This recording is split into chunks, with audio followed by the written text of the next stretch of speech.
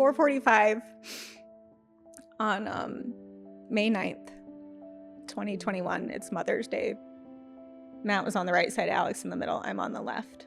And I just remember like looking down at Alex and thinking I couldn't believe that he was leaving the world on a day that so painfully mirrored some of his lifelong struggles with not having his biological mom and then leaving all the pieces of our story undone.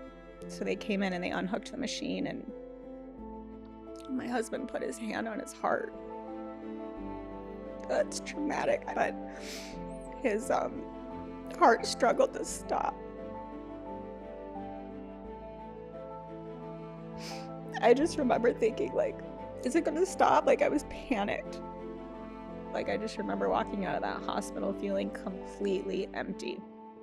Like, empty. There was like nothing. And it was the weirdest feeling.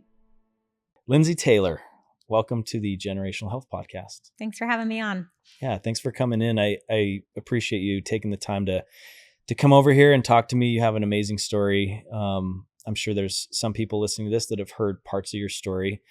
But what I'm learning is there's way more to you than even the little clips I've seen online. So I'm really excited to talk to you a little bit. But yeah, welcome in. This is the Ondar studio that we're now using, which is awesome. And our podcasts are sponsored and funded by my company, Hiva Health. Yeah. So we try to keep a health aspect to the company or to the episodes. But I have found that in the generational health topic realm, I actually took all of my episodes from last year. I had all of the scripts from those, what's it called? The transcripts. I threw them into AI, and I wanted to see like, what is the common thread that ends up, because I had doctors on here. Cool. I've had other guests that have stories. I've had, recovering, drug addicts. I've had all sorts of people talk to me about their stuff. And I thought, okay, well, is there some kind of a common theme? Because generally we get back to something, right? And the one piece that it honed in on was human resilience, which I thought was really cool. And so there is this human resilient piece to this generational health aspect. And I always thought that the podcast was going to be like, hey, we're going to teach people how to optimize their health and, learn from really smart people and try to figure out like how do we pass on to the next generation, like our best habits, the best version of ourselves. And that's still super, super important. Yeah. But what I learned from last year was like, there's like this whole like generational trauma aspect too, that we inherited ourselves. And it kind of just opened my eyes to this whole different world of generational health. So totally. Anyway, I'm really excited to talk to you, and I talk a lot, so I'll try to stop. But why don't you maybe just give us a little bit of background about where you were raised, where you're from, who you are, and we'll just go from there. I always love the question of who are you? And actually, I think Tyler Hall speaks to this. And when I heard him say this on one of his podcasts, I really related that I think we're so natural to just go to like where we were raised, we have kids, what we do, that sort of thing. And I think the who you are is so much bigger than that, right? Like that's not who we are. Sure. We'll get into that. But who am I? Like I always want the audience to know I'm a human, just like the person listening, like no different. Like we are walking this human experience, the highs and the lows, the difficulty, the pain, and also the beauty, and a lot of us are fighting battles and also grateful, right, for the journey. Like both coexist, all of those things. And so I'm just like the listener, that's who I am, and a child of God. That has been a huge identity shift in my journey in helping me get through every battle I've faced this far. So that's who I am. I always say this too, a heart for the hurting and a love for the lost. That's been in me since I was a child. So I was born and raised in Denver, Colorado. Love Colorado. It was a really typical childhood. Both my parents, are still married to this day. I have a twin sister. We have two older half siblings, but it was really just me and her. And it was a great childhood. From a very early age, like I said, because I always just had this heart for people. I can remember we had good family friends that did foster care. And I can remember even at like 7, 8 years old, like looking at those kids and kind of understanding their situation and wanting to help them. And so I knew from a pretty early age I wanted to get into social work and do child welfare was initially where I thought I wanted to go. And so that's what I did. I followed the path. I went to college, got my degree, got my bachelor's in social work, then went on to get my master's. Now I'm a licensed therapist. But that's kind of where it all began for me. Awesome. Yeah. So one piece is that we kind of talked a little bit about and was new to me with your story was some potential, you didn't know at the time, but as a kid, you actually were born with a health condition that you didn't find out until you were like 22 years old, or that's, I think, when you were officially diagnosed. Yeah. Could you tell us a little bit about what that is? What's it called? What is it? And what has that meant to you in your life? Yeah. I know. And here's the thing, like when I tell my story, I forget about those things because I don't identify with them. And it's not I am in denial about it, right? It's just, that's not part of my identity. And I think so often, I just want to speak to this for a moment, whether it's a mental health diagnosis or a physical health diagnosis, or just things we're facing in life. I think it's so easy as humans to take those pieces on, or even like how we were raised and maybe we felt unworthy, right? Or unlovable. And we take those on as identity, and that's not who we are, right? And so I forget about that part of my journey and sharing it because I just don't, take it on as identity, but it's important. It's really important. I remember my very first symptom ever. I was in first grade and I had like a tremor, like a little bit of a shaking in my hands, which I don't know, wasn't quite normal, but didn't think much of it, right? I mean, I was young. And so the next time that I noticed something different was 11 years old. I was walking one day and it felt like I was stepping on like little balls in the pad of my foot. It was really odd. And then my feet started going numb. So this was at 11 years old. Obviously, that's odd, right? Not normal. I told my parents. They ended up taking me into a doctor a couple years later. I think I was 14 at this point. And we saw a neurologist. They did like this vibrational tool test, and I couldn't feel it till it was at a level 6. And so apparently, I don't know this, the doctor talked to my parents, but at the time, I guess the doctor said she might have Charcot-Marie tooth disease. Weirdest name ever. It has nothing to do with your teeth. It's the last names of the guys who developed it. But my parents, because I lived pretty normally, and even I did tennis, like I was involved in sports, they just didn't take it any further, the testing any further. She said we would have to do genetic blood testing to get it officially diagnosed. So fast forward, I'm 22 years old. Me and my husband would go on walks, and my legs, the numbness started climbing up to like almost my knee. Like we would come back and I would feel numb all the way up my leg and really fatigued. And at that point, obviously now I'm an adult and I'm like, okay, this is not normal. I'm 22. I also had really poor circulation. So my feet would turn purple. Again, I knew not normal, right? I always had hammer toes and a high arch. So now I know that that's foot deformities, but again, didn't quite put it all together. So I told my husband something's wrong. So my doctor ended up referring me to a podiatrist. I went into this podiatrist and he took one look at me and he said, have you ever heard of Charcot-Marie tooth disease? And I said, no, because my parents didn't tell me this, right? And he said, does anybody in your family have it? And I was like, no, I haven't heard of it. Don't know. Because he said it's usually genetically inherited. But he's like, you look like classic CMT is what we call it for short. He's like, that's a neurological thing. I need to refer you to a neurologist. So went to the neurologist. They did what's called a nerve conduction test. It tests the speed from, I think, like your spinal cord to your brain, like the nerve, I don't know, speed. And it's supposed to be like 60 something per something. Okay, that's all I remember was that number. And mine was 17, super delayed. So that's a huge indicator. And so then they said, okay, we just need to confirm with a blood test. So I got the confirmation that I had CMT, and come to find out it all came together. So I'm the earliest in my family to have had symptoms, like show symptoms early on. We can now tell my grandma had it. She had hammer toes, high arch. As she got older, became crippled, right? But didn't know that, just thought it was older, right? Like old age. And then my mom, come to find out, so my grandma had it, passed it to my mom. Likely my great grandma had it. She was also crippled in her older years. But again, they took it on as like they were older. But grandma passed it to my mom. It's a 50-50 chance of passing it to your offspring.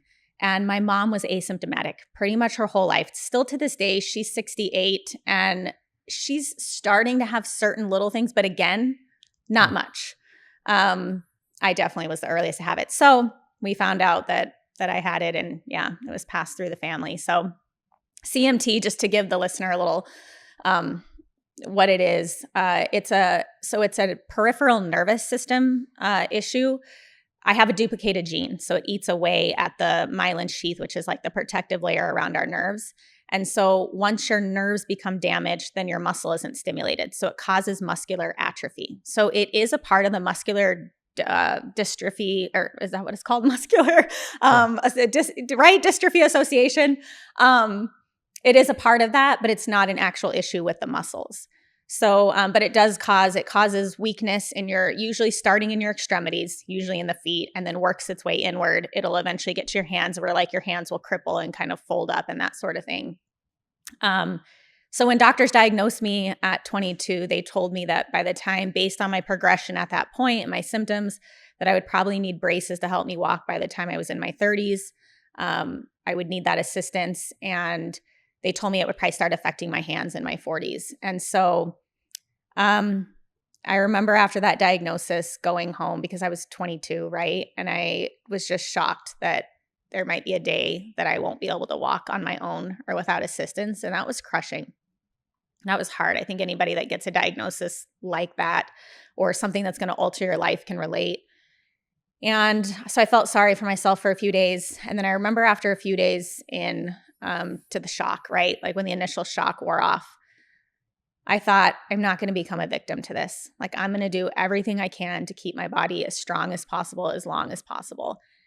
And so from that day forward, I committed to the doctor told me that diet, exercise wouldn't help because it's an issue with the nerve. I understand what he's saying, but I do think that's bad info because I have been able to maintain strength and I think actually reverse many of the symptoms just by changing my diet to like a non-inflammatory diet. Like I think we underestimate what we put in our body and how we eat and how that actually helps with the functioning and like optimizing it.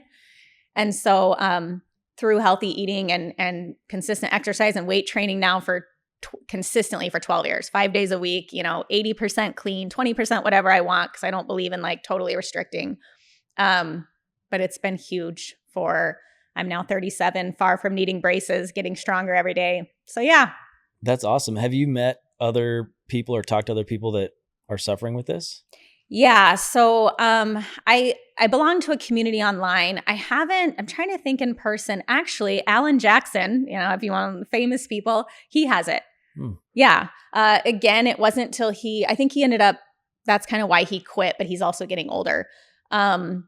So it's actually 1 in 2,500 people have it. They say it's the most commonly inherited neurological disorder that nobody's ever heard of, so I haven't met anybody personally. I was trying to think about that aside from my mom and grandma, but I have been on online communities.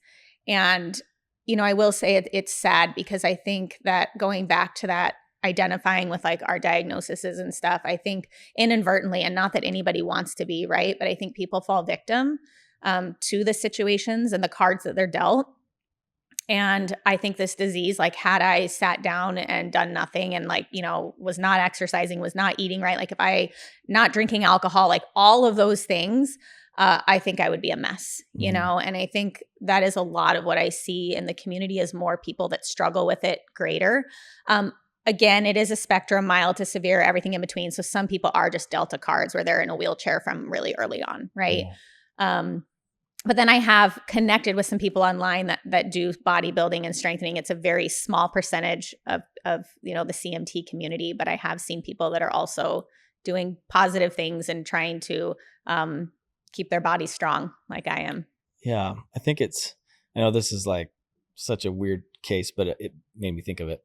So I wear this Whoop, right? And one thing that drives me nuts about this is when I wake up in the morning and it tells me how crappy I'm going to feel that day because I didn't get enough sleep or I didn't recover well enough. It's almost like it diagnoses my day. Yes. And it's just like, so I've had to shut it off and I don't really pay attention. I might look at it because I love that it tracks stuff over time. Yeah. But on a daily basis, like if something comes in your face and it tells you like, I get this notification to my face. It tells me, hey, like you're probably not going to feel really good today because of this, and this.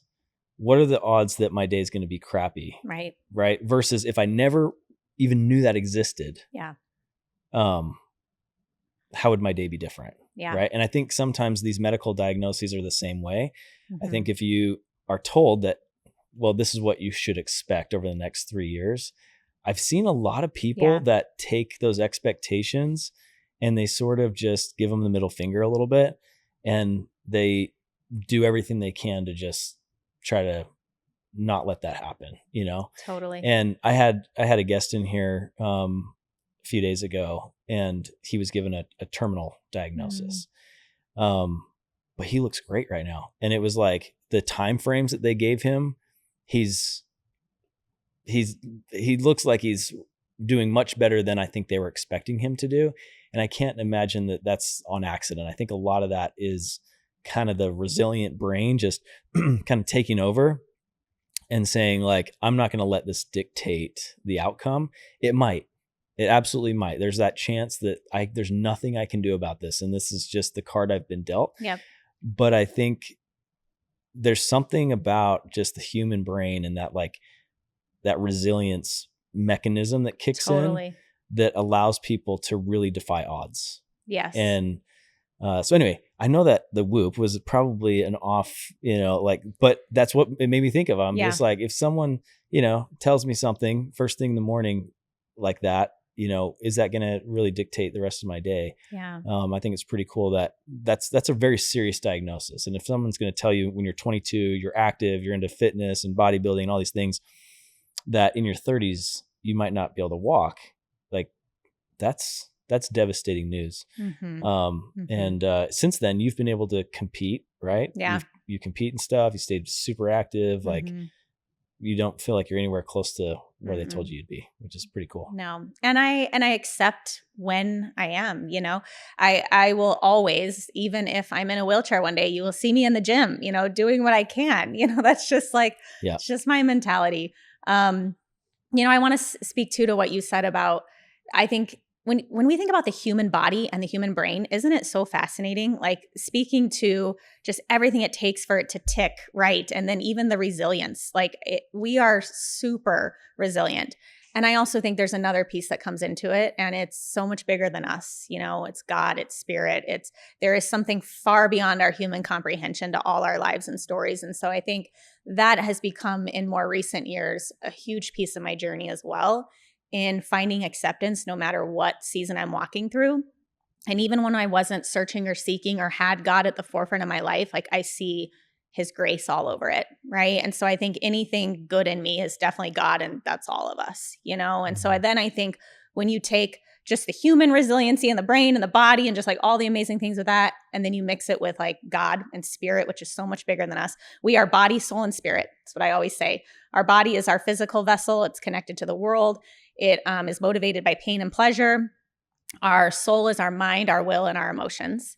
It generates that's where a lot of our wounding comes in to play, and where sometimes we struggle is from that soul piece, the mind, the will, the emotions. And it's connected to ourself. So body is connected to the world, soul is connected to ourself, and spirit is connected to purpose, intuition, higher knowing, God. So we were designed, sometimes we live from soul and body and we forget spirit. And I think that's where a lot more struggles come in.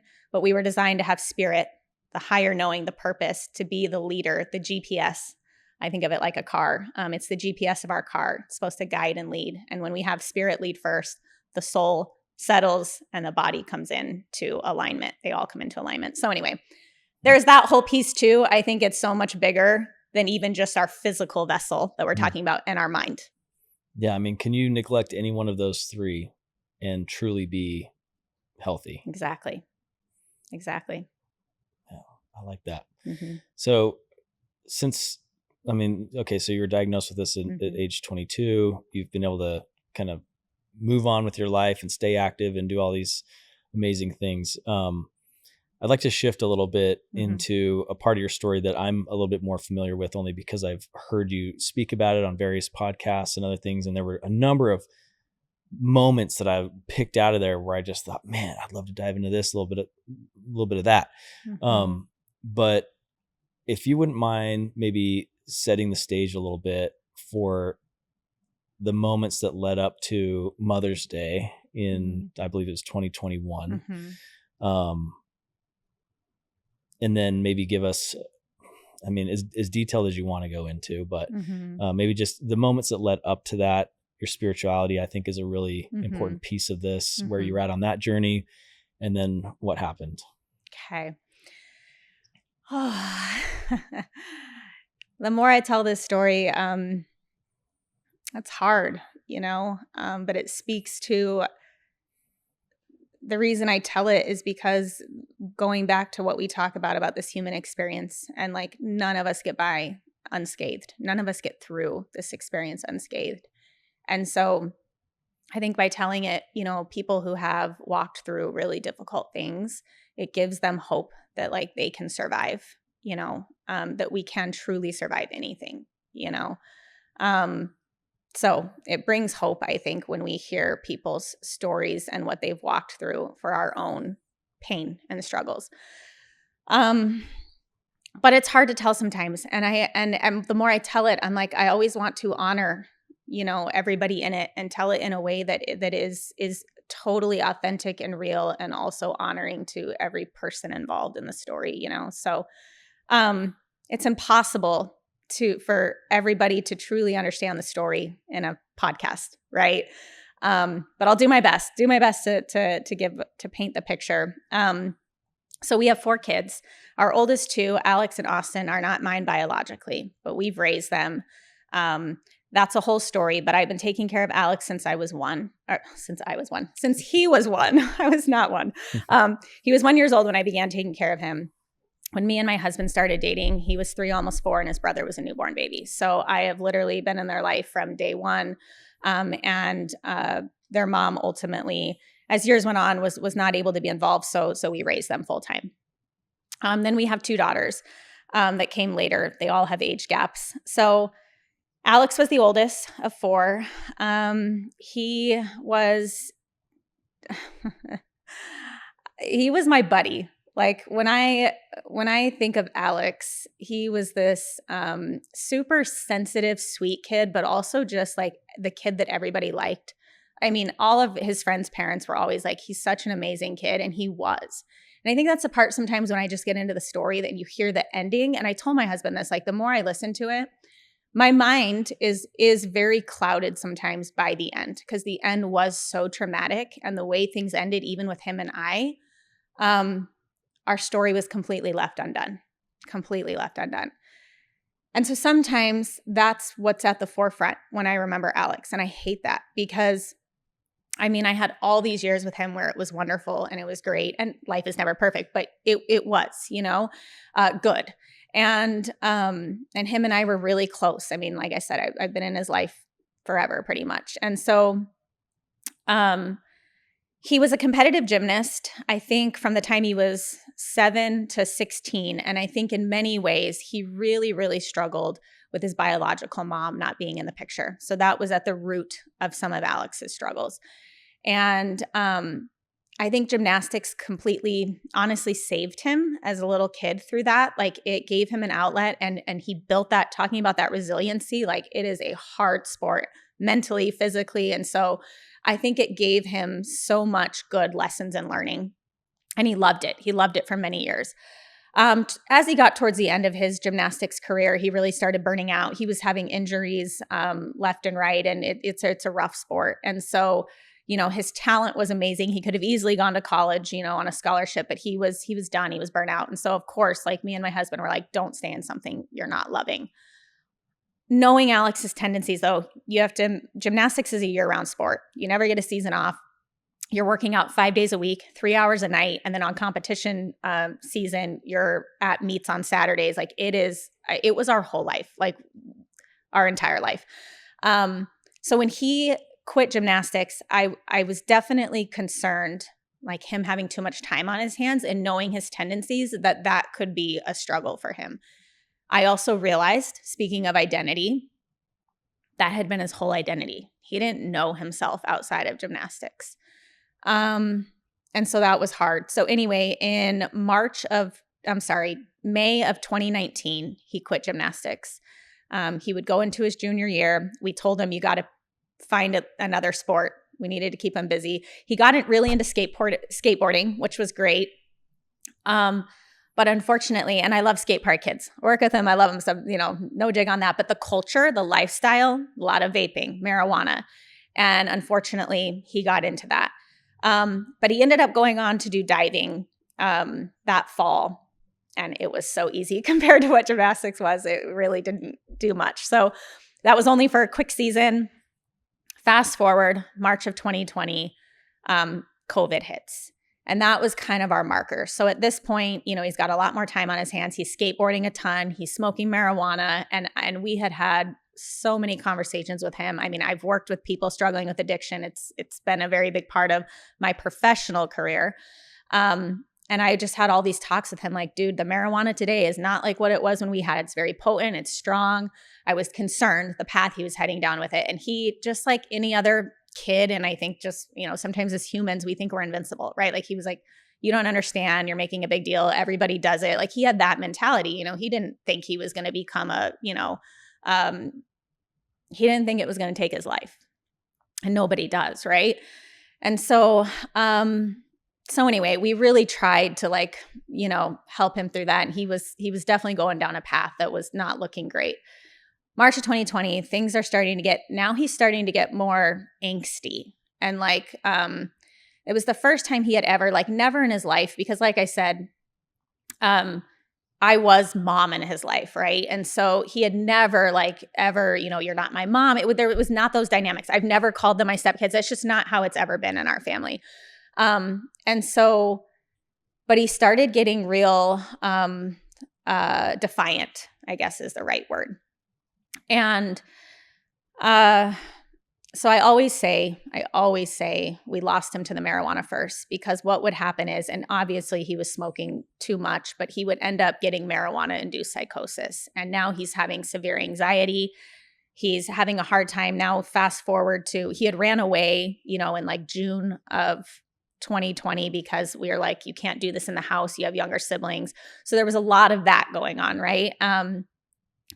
Anyway, finally comes back home. His senior year starts in July of 2020. And at this point, he's having a hard time getting to school. He's super anxious. He's paranoid. I mean, I watched this kid who was really not, aside from some of those struggles, right, of missing his biological mom, aside from some of that early on stuff, he was not a depressed kid. He was not an anxious kid. He was super active, always doing stuff.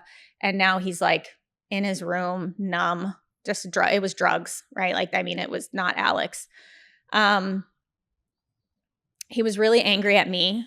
I think there was a lot of misguided anger, and some of it justified. I've talked about this in my journey too, that I was 18 when I jumped in and started raising them. And man, do I wish I knew everything I know today, that I could go back and change some of the ways I handle things, that the whole shoulda, coulda, woulda, that maybe would have helped him on his journey and some of the struggles that he had I been a little bit more mature and emotionally aware. But anyway, so some of it justified, a lot of it misguided. And so there was that, right? And he ends up running away again in September of 2020. And at this point, we just basically were on damage control. We allowed him to live with this friend that we knew wasn't a great situation, but the harder we tried to pull him in, the more he pushed away. So damage control is the best way I can describe it. December of 2020, he says he's suicidal. We ended up having to hospitalize him. He's refusing. At this point, we're trying to get him into treatment. He's refusing. If it doesn't think he has a problem, we were really like just walking this really fine line with him with everything we did. So like I said, we would just take him every week to his therapy. My husband, I remember at one point was like, we just got to love him through this. And so that was kind of, the position we started to take was we have influence and we just need to show up the best that we can, but we can't control Alex. Like I didn't touch on that part, but the summer before in 2020, when things had got really bad, I remember one day, I was in my bedroom and I felt physically sick. Like, I just remember like feeling nauseous and, just from the choices he was making. And I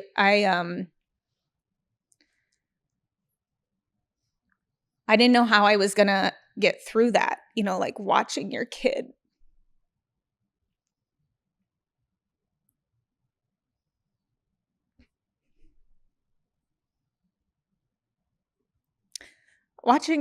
like struggle and suffer like that and knowing what is best for them, right? And like what they need and not being able to fix it for them. It's devastating. And so I just remember in that moment crying out to a God that I hadn't talked to in a long time. Like, I grew up in church but veered away because I felt like God was bigger than any one religion. But in that veering away, I ultimately just disconnected. So I never didn't believe, but I just didn't have a relationship with God. And I just remember crying out, God, what do I do?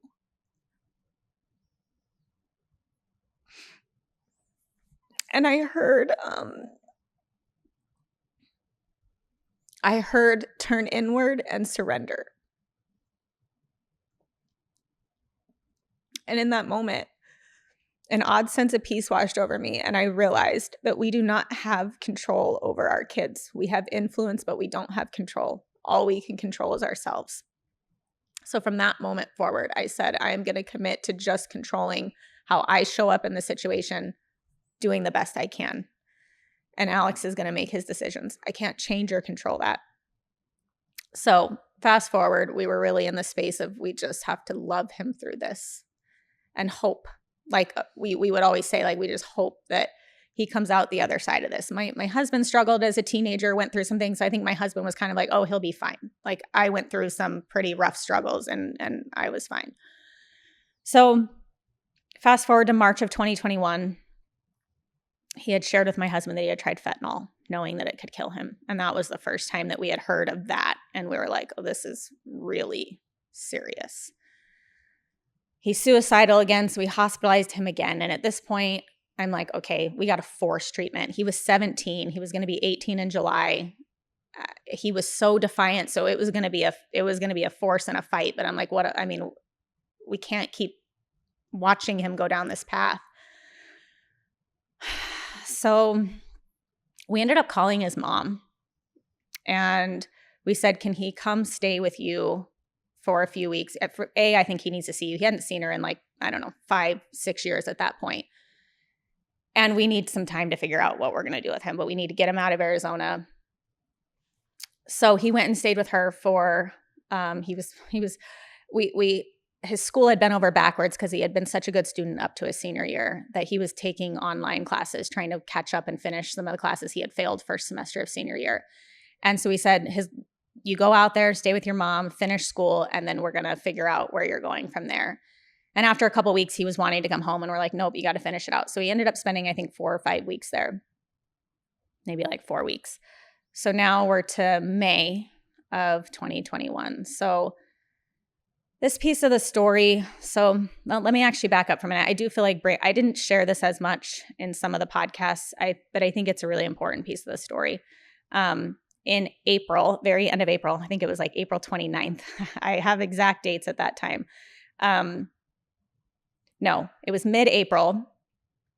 I was training at the gym with my fitness trainer.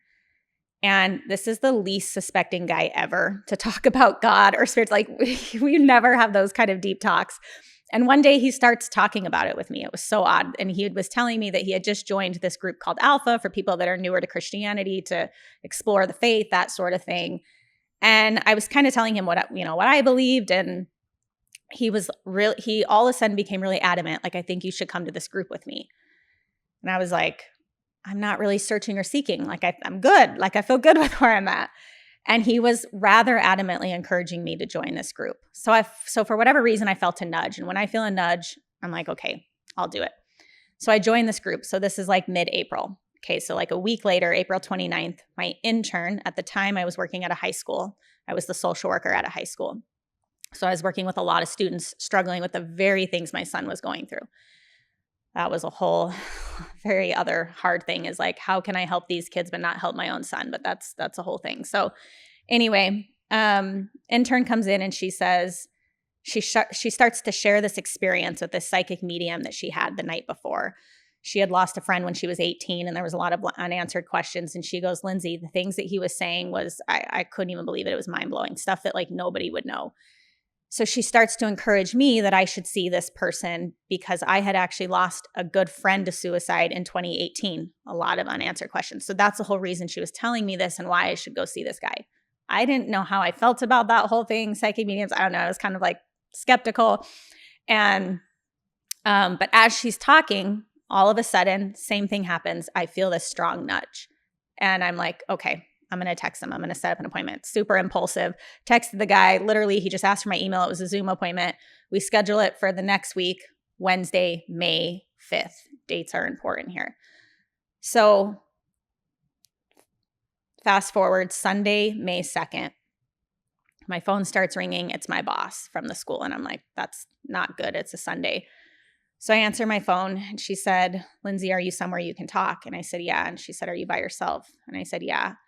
She said, I just want to let you know that, and I'm just not going to share his name, but a student that I had been working with and had developed a really good rapport with that year, she said, he attempted suicide. He's in the hospital. It's not looking good. And I just remember that was crushing. Like, that was the hardest week to date in my career this far. His story greatly impacted me. Like, that was a big thing. And so later that night, he would die by suicide. So here I am heading into this week, and it's complete crisis in our community. And I'm the social worker, right? So I'm like, helping all the kids that are like totally destroyed by this. And literally, I mean, I'm working from like 5 a.m. to 8 p.m. And I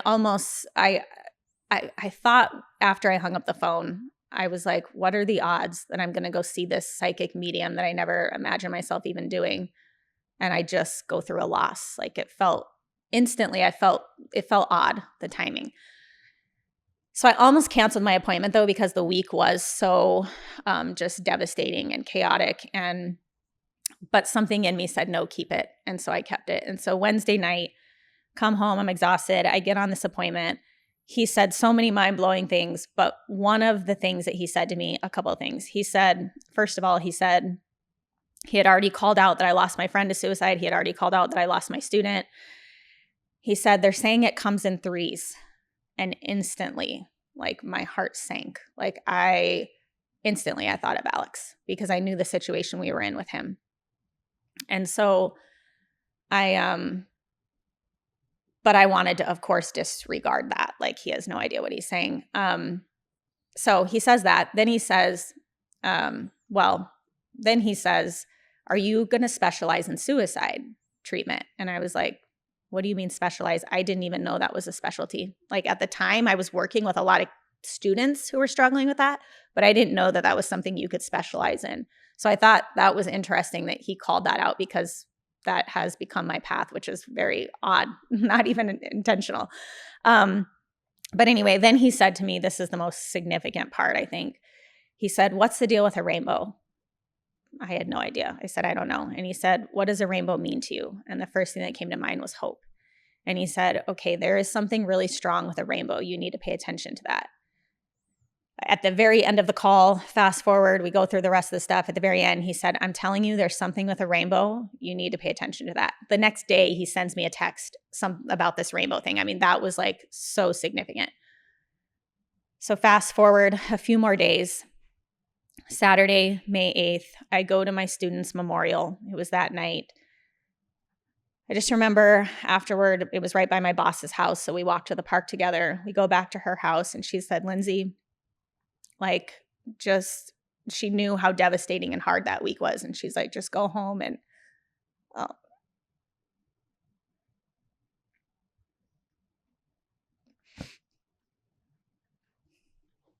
she said, enjoy your family. You know, tomorrow's Mother's Day.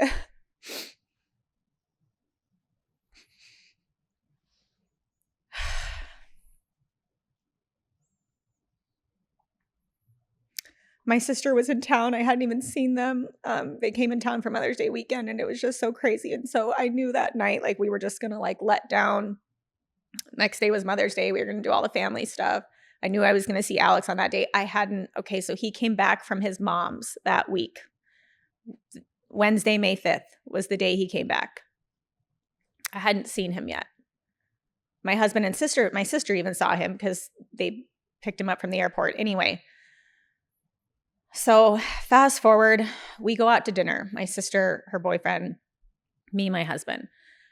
We end up going out to a bar after the dinner that night, since they were in town. And it's about midnight, and my husband's phone starts ringing. And he's like, it's a Phoenix number at midnight, right? Odd timing. And so he's like, we kind of exchange like a look, like, yeah, you should answer that. My very initial thought was, it's law enforcement, like Alex has been in trouble. And my husband answered the phone, and I watched the look of horror take over his face. Like, I have never seen somebody have that reaction. And instantly I knew, like, it was serious. And my thought then went to, Alex is dead. So my husband runs out of the bar, and I'm just like, I froze. Like, I froze. And my sister across the table, like, obviously notices what's happening, and she said the same thing I initially thought. Do you think Alex is in trouble? And I said, I think he's dead.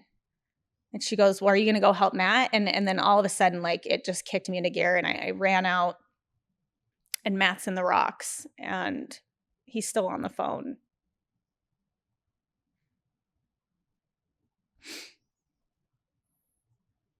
And I just kneel beside him, and I'm like,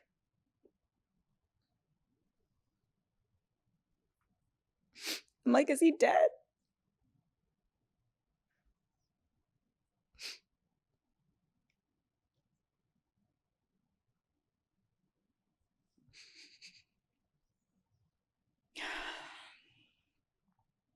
And he just gestured for me to hold on a minute. And then he hung up the phone, and he said, that was the charge nurse from Chandler Regional. Alex was brought in. He had no pulse. They revived him, but it's not looking good. So anyway, we get to the hospital, and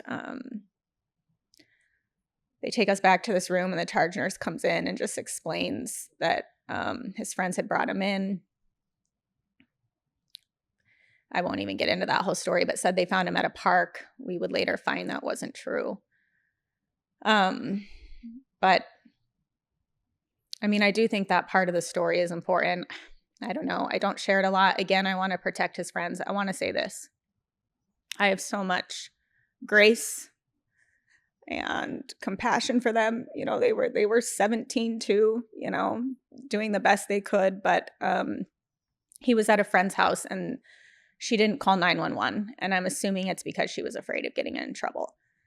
And so I do think this part's important. I don't share about it a lot, but I do want people who are listening to know about the Good Samaritan law, because I think had they known that they wouldn't get in trouble, maybe that would have, they would have felt comfortable calling 911. Because had they called 911, we believe from everything that we were eventually told that they had spent 45 minutes to an hour trying to get him to the hospital themselves, which is crucial in that situation. You know, you need immediate help, but Narcan can reverse the effects of a fentanyl overdose. He was also on his back. They didn't know to turn him to his side. So I now teach this chair in the Unified School District, teaches a youth mental health first aid curriculum. And so we teach the recovery position, which is turn the person to their side always, because if they're overdosing, they're likely going to throw up. And that's what happened. He definitely aspirated a ton. I actually think that was the bigger issue for him, because the fentanyl was actually a very low amount when we got the autopsy report back. But anyway, had they called 911, could have been a lifesaver, right? And so I do think that part of the story is very important. I also want it to be very known that I don't blame his friends. Alex was in that position because of the decisions he made. Do I wish that they would have made a different decision? Yes.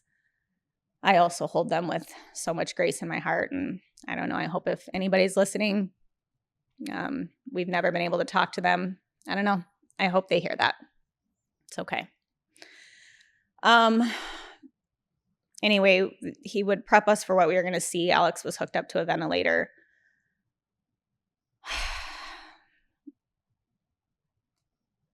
So they would take us back to the room, and that would be the first time I saw him in, like, I don't know, 2 months.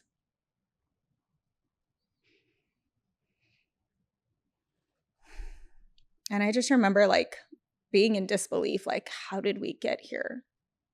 And I was just so sorry. Like, I just felt so bad. Like, going back to what I said the summer before, like, all I wanted to do was just be able to save him and help him. And here we are living out, like, the worst case scenario, like the worst nightmare that we hoped didn't come true in this situation.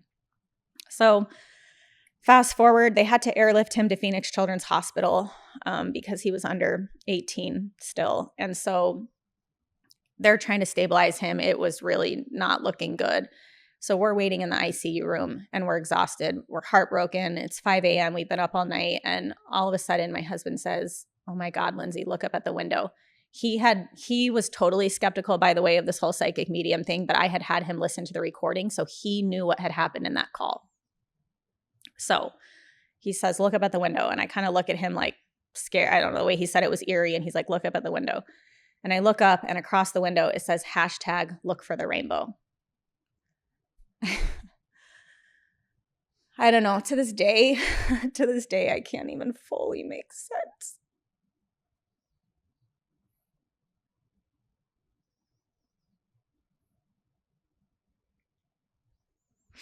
But all I can say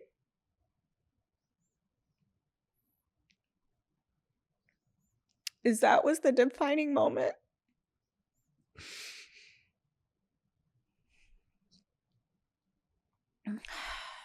That would help me realize that there's something far beyond our human comprehension to all our lives and stories, and that there's purpose to pain. And in that moment, I just felt like a sense of peace wash over me, like just for a brief moment. It was like a little bit of light in what was about to be like our darkest day. So fast forward, we ended up, Alex had the 3 siblings. His brother was 14. His sister was 7. His youngest sister was like 2.5. And so we left the little one at home. Now, granted, sometimes going about this shoulda, coulda, wouldas. I think anybody that walks through grief and loss, like, we're constantly questioning, like, blaming ourselves. Like, I think grief does that. It just has a way of, like, what could I have done better, or wishing different? But anyway, she's now 7. She doesn't know him personally, but obviously she knows him. He's in our everyday conversations. And she talks about wishing that she could be at the hospital because she just knows she wasn't there. It's just interesting how even young, like, you don't think it affects little kids. She instantly knew the second we got home from the hospital that night. She was picking up on it, like, at 2 years old. Anyway, she didn't come, though. She was so young. We brought his brother and his sister, and that was like the second hardest thing I've ever had to walk through, was having to break that news to them. And his sister, who was 7, I think it was the 10-year age difference, they were like extremely close. And so that was heartbreaking. I mean, she's gone through quite the journey of grief with that.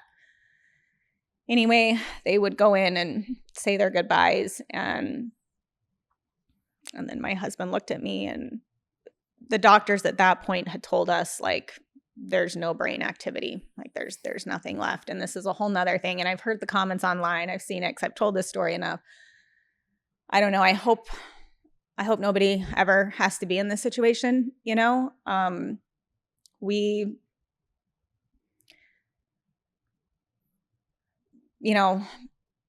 Alex would have never wanted to live on a machine. And actually, earlier that day, had we not had the whole don't resuscitate, do all the medical intervention to keep him alive, had that not been in place, he would have died on his own.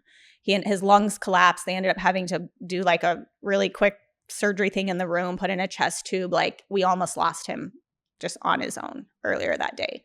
He was really in bad shape. And the doctors were like, there's no brain activity. And so we made the decision that it was time to unhook the machine. And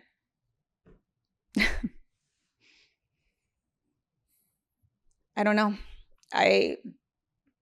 There's so much pain associated with that decision. And also, I know it was the right decision. Like, I know it was time, without going back to that, like, far beyond our human comprehension. Like, for some reason, that's a part of our story.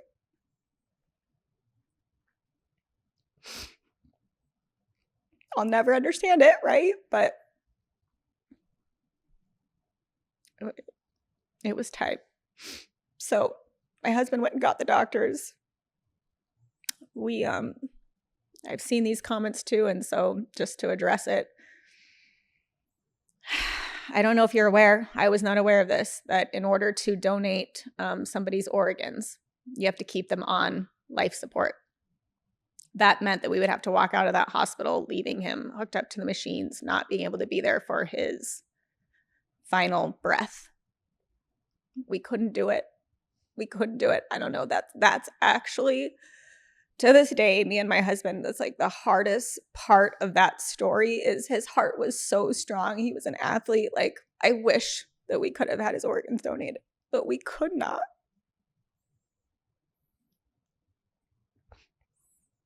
We couldn't walk out of that hospital without being there when they unhooked the machines.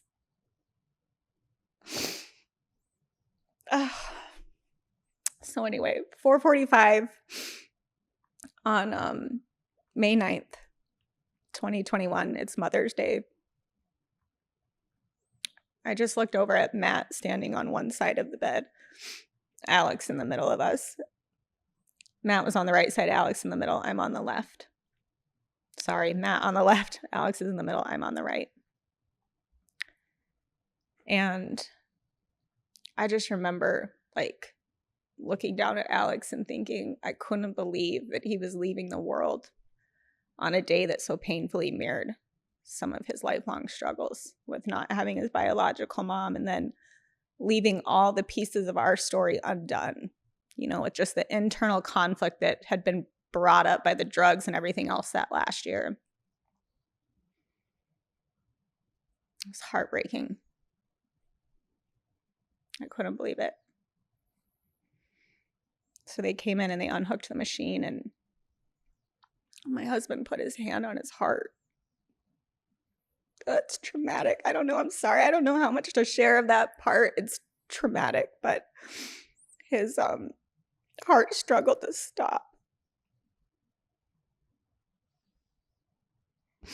I just remember thinking, like, is it going to stop? Like, I was panicked.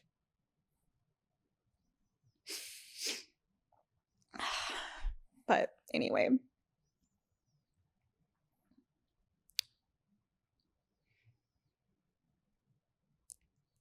that would be the end. And then, there's just no way to describe. Like, I just remember walking out of that hospital feeling completely empty. Like, empty. There was like nothing. And it was the weirdest feeling. So that's the journey we walked through with that. Brought up a couple times comments online. Yeah. And I appreciate you sharing this again. I know you've shared this multiple times, and probably every single time, it kind of resurfaces old traumatic feelings and memories from that time, that entire time period, not just with your son, but with other kids that you worked with. Everyone's going to have an opinion. Everything in hindsight is always so much clearer. But I think as a parent, as a mother, we make the very best decisions we can with the information we have in that moment.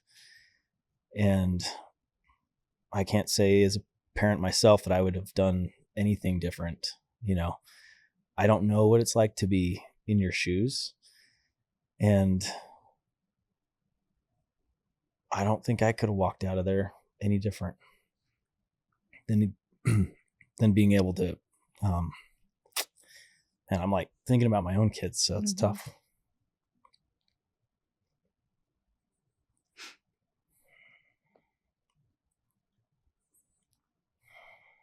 I think it's so easy to sit on the sidelines, especially if you haven't walked it. And like kind of those things like, before you have kids where you're like, I'll never do that, or I'll never be like that. And then you find yourself doing that, right? Like it's just hard, Well, one thing you brought up too, which I didn't know about the story, was his friends. Yeah. And, I don't share that as much. I've thought through, we talk a lot about grief on here. There's been a lot of stories that have come up that are filled with just really sad, unfortunate things that come up in our lives. Like nobody can escape really hard things. We're all going to be faced with something hard. Everyone's heart is different, but we're all going to have hard situations that come up, and how we manage through it's unique. Grief is unique. And I've got to imagine though too, like I know you said you haven't had a chance to talk to those friends, but I kind of put myself in their shoes there for a minute, and I'm sure that they've lived with a certain level of regret and grief themselves, whether they've voiced it or not. And I bet there's a pretty intense pain there. And I know that I'm also kind of, at least from my own experience with loss that I've experienced in my life, or friends of ours that we've seen have dealt with really, really traumatic, tough loss. Whether it's those friends that were there that night, whether it's you raising him and, you see him as a newborn baby, year old, all the way up through his, adolescent years, and, as a toddler and as an adolescent. And even though there were moments where your relationship may have gotten a little strained here or there, and then his relationships with his own siblings, relationship that he has with his dad. I've got to imagine that every single one of these individuals or people involved in his life had some level of potential guilt. Oh yeah. What would you say to an individual that has dealt with extreme loss, whether it's you speaking directly to those friends or a sibling, for someone that maybe chooses to take the wrong path, whether it's drugs or suicide? What kind of advice or feedback would you have for those that are struggling to drop that guilt or to work their way through kind of that guilt phase of grief? Yeah.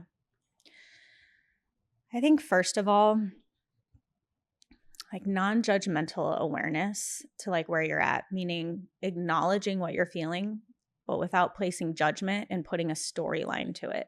It's really hard to do, right? Like we feel the guilt and then we want to go put this whole narrative of all this shoulda, coulda, woulda.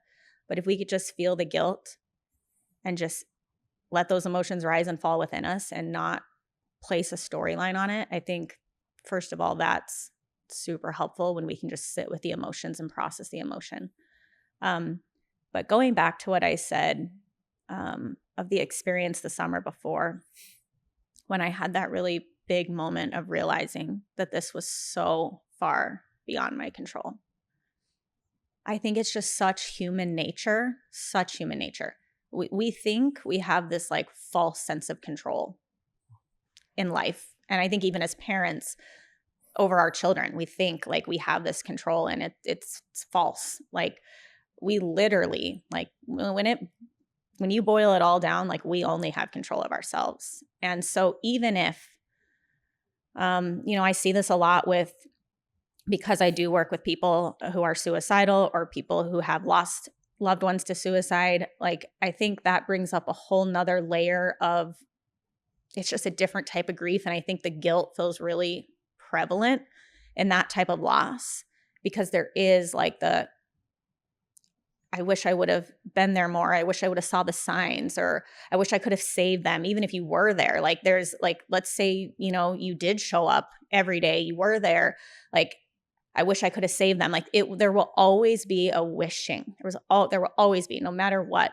I think that's just part of the grief process. Like, no matter what type of grief you walk through, everybody goes through some level of wishing. Even if it's an older grandparent that's dying, I wish I would have spent more time with them. I mean, like literally, that is like a very common thing that we see in grief. But then going back to that person's life, like going back to the suicide piece for a minute, just because I think that is such a complex one. Like, at the end of the day, like that person's life is not in your hands. Our lives are in our hands. That's it. And God's hands. Like, it's, again, so much bigger than us. We're not God. We're not like, we cannot control other people. And when I say that, I think that's a whole nother thing. Like, it's hard to understand why. I think that could be a whole nother thing, right? Like, why God allows these tragedies to happen. I hear that a lot, and that's a whole nother discussion. But my point is, like, as humans, we only have control of us. And I also think that in our journey on life, we're all doing the best we know how at any given time. That doesn't excuse or, justify when we do it wrong or wrongdoings, but we are all doing the best we know how with our emotional capacity, with our just functioning at the time. Like, truly, we are. And so if we weren't there as much, or we didn't do it, like, we did the best we could, we also don't walk through life anticipating tragedy like this. We don't. Like, I never, obviously, in a million years would I thought this would be how our story ends with Alex, right? Like, you don't anticipate that. And so when you lose somebody, you're not anticipating all the little things along the way. Like, you're just not living life like that. So I think the biggest thing is we have to give ourselves grace. Going back to being a child of God, which we all are, like, grace is what we all need in this human experience, because every single one of us, whether you believe in God or not, we all fall short of being perfect. Nobody's perfect. And so every single one of us need that grace. And to Alex's friends, like, I very much felt that. Like, it's no different. I needed the grace. I wasn't perfect, I haven't always done things right. They're no different in that situation. Like, yeah, was there a lot on the line? Yeah. But, they were doing the best they knew how in that situation. They may have not done it right. I may have not done it right along the way. We need that grace. So I think about grief, how complex grief is. And a lot of people close to us just here. I mean, many of the stories of suicide, accidents, just tragic, medical issues, other things that take people way too soon. It can create a lot of emotions in us, whether it's, it can throw you into a tailspin of depression. It can bring on a whole layer of guilt. It can just make you really sad, unmotivated. There's so many parts. There's so many emotions that hit with grief. And with your story and others close to me in my life, this quote reminds me of them. So thinking of those that have lost people that they really, really love, that there's really nothing they could have done about it, even though they have the shoulda, coulda, wouldas going through their mind. Have you heard this quote from Jim Carrey that's kind of floated around the internet lately? What is it? On grief. All right, I'm going to read it. It's not too long, but it's really a beautiful tribute to grief and how important grief is. Because I think sometimes, people as humans, we don't like pain. Right. We try to avoid pain. That's why people get addicted to drugs. They're trying to mask something, right? That's why people don't exercise as much as they could, because we don't like pain. We want to be comfortable all the time, but pain is where we grow, right? Yeah. That's where all of us become better, even spiritually. So I believe this was Jim Carrey. At least that's how it was quoted. Grief is not just an emotion. It's an unraveling, a space where something once lived, but is now gone. It carves through you, leaving a hollow ache where love once resided. In the beginning, it feels unbearable, like a wound that will never close. But over time, the raw edges begin to mend. The pain softens, but the imprint remains, a quiet reminder of what once was. The truth is, you never truly move on. You move with it. The love you had doesn't disappear. It transforms. It lingers in the echoes of laughter, in the warmth of old memories, in the silent moments where you still reach for what is no longer there. And that's okay. Grief is not a burden to be hidden. It is not a weakness to be ashamed of. It is the deepest proof that love existed, that something beautiful once touched your life. So let yourself feel it. Let yourself mourn. Let yourself remember. There is no timeline. There is no right way to grieve. Some days will be heavy, and some will feel lighter. Some moments will bring unexpected waves of sadness, while others will fill you with gratitude for the love you were lucky enough to experience. So honor your grief, for it is sacred. It is a testament to the depth of your heart. And in time, through the pain, you will find healing, not because you have forgotten, but because you have learned how to carry both love and loss together. I love that. Oh, I love that. I share Pretty many awesome. elements of that in my book, actually. Sorts of messages like that. Yeah. Yeah. There's a song that I actually found like a year after we lost Alex. I was prepping to speak at this women's event, and it just so happened as I was prepping for that, I came across the song. I had never heard of Toby Mac. He's a Christian artist. Had never heard of him before this. Apparently, he lost his son to fentanyl as well. His son was 21, and he wrote this song called 21 Years. And the very last lyrics say, 21 years makes a man full grown. 21 years, what a beautiful loan. 21 years, I loved everyone. Thank you, Lord, for my beautiful son. And that hit me. In fact, I just had an experience a couple weeks ago where the second I opened my eyes, it was a very random morning. I opened my eyes, and the first thing on my mind was those lyrics, but I have replaced it with 17 years makes a boy full grown. 17 years, what a beautiful loan. 17 years, I loved everyone. Thank you, Lord, for my beautiful son. And that morning, I just felt like a deep sense of gratitude wash over me. And I think that coexistence of two things, we call this dialectics in the therapy world, that two things that seem opposing can both coexist, the sadness and the gratitude, like all of it, the loss and the love, you know. And I always say grief is love. So I talk about some of that in my book. You also made me think of, because I'm a therapist, I had taken this training years ago, and I don't know, I wanted a refresh. I'm never done learning, even though I've personally walked it.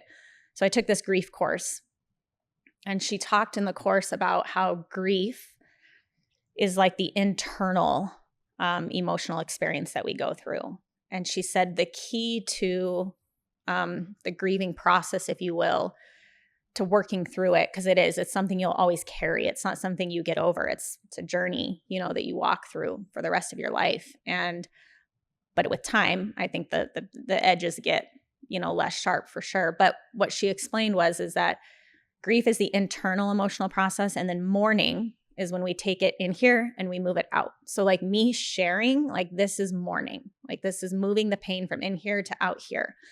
And when we do that, that's what allows us to integrate that pain into our lives. If we only do it in here and we don't move it out, well, that's when a lot of the destruction and depression and all of those things happen, because then depression, I always say, stands for deep rest. Our soul is needing, going back to our soul is our mind, our will, and our emotions. We keep those wounds buried in there. It's stuck. It's buried and unhealed, right? We have to bring it out. We have to bring things to the light, right? Can't keep it in the darkness. We can. It'll keep it stuck, and it'll keep it buried and unhealed. And so mourning is the key to the grief journey, integrating that pain into our lives. And so it transmutes and moves that pain.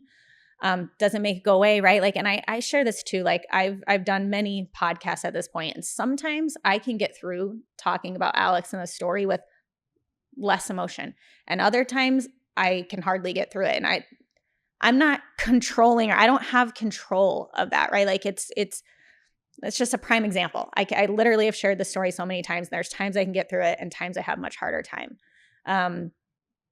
We just got to allow ourselves to be on that journey and ride that wave. And so mourning is very important. And so part of the mourning process is reconciliation. And reconciliation is this idea that, like, my life will never be the same, and I can still find joy and hope and all of those things. So it's reconciliation is essentially that dialectics component. And so to anybody grieving, like, that is the key. And that's why grief support groups, like, again, it takes it in here and moves it out here.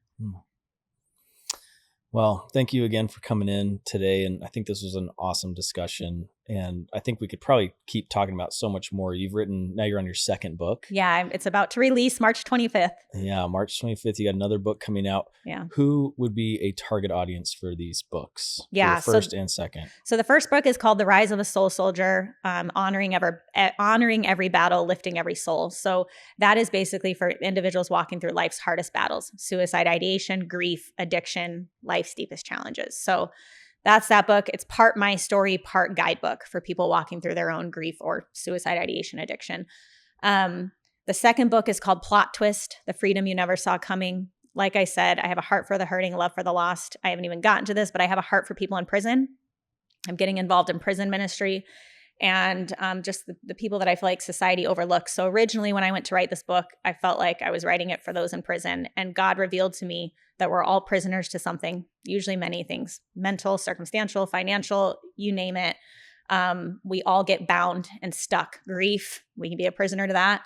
And so this book is all about how to break free. Amazing. Yeah. So where can they find you or find the book? Yeah. So the book, Plot Twist: The Freedom You Never Saw Coming, it will be on Amazon. Rise of a Soul Soldier, it's already on Amazon. That comes out March 25th, the second book. You can find it if you want to just follow my Instagram at Freedom Soul Soldier. Awesome. Well, hey, Lindsay, thanks so much for taking the time to come do this. Great discussion. I would love to do it again. I want to get through your book when it gets released. Yeah. And I think it'd be kind of cool to talk through that, because I think that's a really, that's another whole topic. Just kind of that prisoner. Yeah. I don't know, the way you just said that, I was like, holy smokes, that is so true. So it's basically for all of us. Yeah. That's not just those that are actually locked up. And actually really cool, I want to mention this. I am donating 100% of the profits for that book to Sun Valley has a prison ministry. We're gonna purchase books for those in prison, so we can get them into the prisoners' hands too. Because the whole premise of the book is you don't have to be, on the other side of your mess. That's not the point of how you find the freedom. Freedom can even be found in the middle of your mess. So anyway, cool. I want to get those books in prison. So 100% of the profits is being donated for that. Very cool. Well, I can't wait to catch up on that too. But thanks again for coming in. Thank you for having me.